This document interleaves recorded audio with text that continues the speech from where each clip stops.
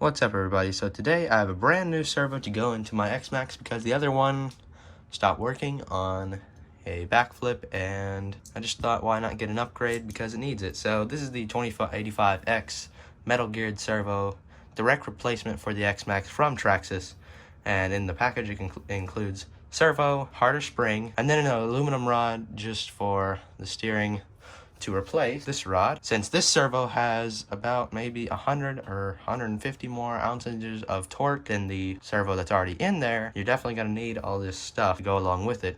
So let's get started. There's a few screws that you need to remove early on, and I definitely recommend using a power drill with a 2.5mm hex because you're going to use a lot of that. If you're wondering how I organize my screws, this is how I organize them from like top to bottom of the car. So this screw right here started at the very top here. This screw here was the next one down here.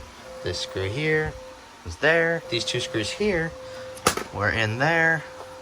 And that's just how I do it. I've actually already taken this all apart once to originally look at it, and now I know where all the screws are. Traxxas also has a video on this, so if you don't find mine super helpful, you can watch theirs. There are a few screws that you need to take off to get this front separated from here, and then you can look at where your servo is. So there are a few screws you need to take off. First starting here and on the opposite side here, then there, and also there, and then on the other side here, basically the opposite screws. And then you got some screws in this hole here that you need to take out, and also on the other side there. And then eventually you got to get into your receiver box. So there, if you can see that screw right there, it's there, and on the other side there, and obviously there.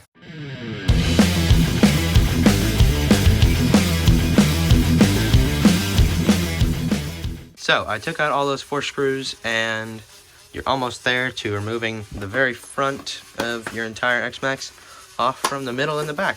So next you're going to want to flip it over, obviously, to get those screws out because they're really hard to get out. And also you got to do some stuff on the bottom. Now that you flipped it over, you're just going to want to remove the front 4 screws first, and then the back ones. And if you're worried about these motor screws, you don't have to take them out. This whole skid plate just slides off and the screws are still in there, so you don't need to take the motor screws out. So now you can actually see your servo. It's that right there, if you didn't know. You're gonna want to get rid of this because you don't exactly need it right now. Now you're gonna want to flip your truck back over and get into your receiver box. And remember, to center your servo back, you're gonna have to have some batteries on hand so you can actually center your servo back. You actually can see this wire is the wire that it is, and yep, because it actually goes down to the servo directly from this mount right here. So channel 1 steering gets unplugged. Come on. All right. Why does it look a different color? Like, look at that wire to the right of it.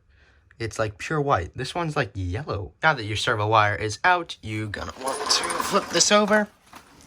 And there are 3 screws that unscrew this. There's 1, 2, and 1 in the back. 3 screws, and you just wiggle that out of there. There is your old servo. Freaking 2085. And you're probably going to want to keep this just because, I mean, it's good for spare parts. Like, maybe if you don't like the fin on the other one, you can just take this fin off. I don't know why you would, but I'm keeping it, and maybe some idiot on eBay wants to buy it. Okay, so new servo. The old one, I actually took it in a lot of water, and when I took it apart, water was actually in it. So I'm just going to take a few seconds and cover all the injury points with a little bit of silicone grease because I don't want to kill this one because it was $100. And also, while you're at it, it can't hurt to put a little bit of silicone there and around there. If you've ever done the servo, you know that the bolts are literally a pain in the butt to get in, and they suck.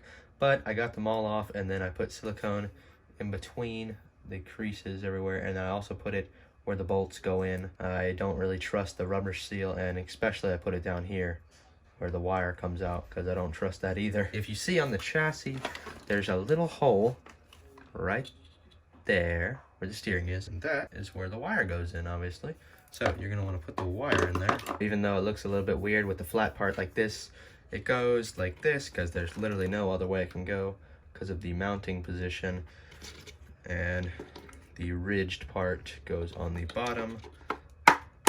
It fits in like that, just all right. So pull the wire in on the bottom, then back in, and then just put the stuff back in your receiver box. So before you put it all back together, you're gonna want to plug some batteries in, turn on the transmitter, turn on the truck, and get your servo centered up and make sure it works. Then you're gonna want to get your servo horn and put it on at about 90 degrees. That's good right there. And then you're gonna want to Loctite the screw in there. So next, what you're gonna want to do is install your new spring. So what you're gonna have to do there is take out 1, 2, 3, 4. Okay, well that one's already gone. So 4 screws. And you're also gonna want to take off this screw right there so you can get this all out. And you're gonna want to take off your steering linkage right here. Just to take off the spring, it's just this screw right in here. So here's a trick I actually learned from a YouTuber called Kevin Talbot. You've probably heard of him. He's awesome. This screw right here goes from the top of this to the bottom in there, and it holds the spring in the middle. So what I'm gonna do is I'm gonna get rid of this little screw, get a longer screw, this one, put this the way the other screw would normally go, but at the bottom here, I'm gonna put a nut so this screw cannot back out, because sometimes it does back out and get a little bit loose, and that makes your spring just spring back out instead of not being compressed down where it should be. And if you actually mix your springs up, this one's black and it's actually a lot harder. The other one is gray. Just in case you don't understand, you put the spring on, you put this on, you put the screw, you put the screw in here, the screw goes down through there, it squishes it down, and then it comes out the bottom here. You put the nut where the screw comes out, the very bottom in there. So hopefully you understand that. So to get in there, I actually had to take out that bearing, which is not too hard. So now you see what I'm talking about. You see that screw and you see a nut around it. So the screw normally goes in through there and it tightens this all the way down.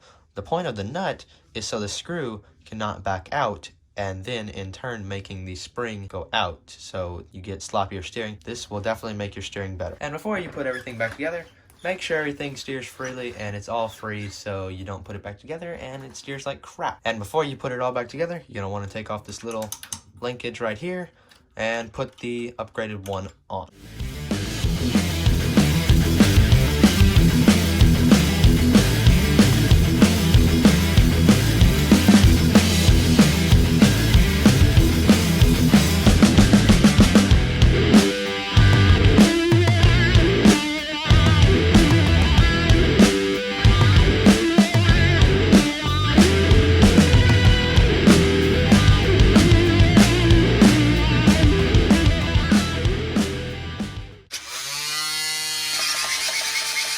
Oh yeah.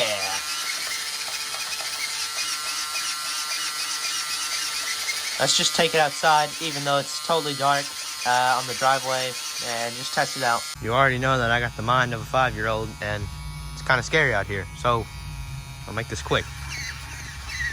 It turns pretty well.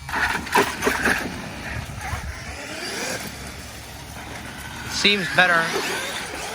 It definitely has a sharper turning circle. I mean, like, definitely. Oh yeah, it's so much better. Yeah, this is much better. That's cool. Ah, I'll race you, old people. I haven't had this thing out in a while.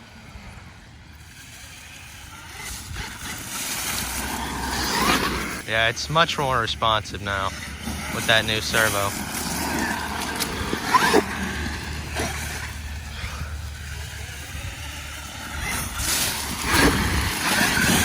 If you can believe this, I'm actually still on the same spur gear, and everybody always complains that they explode.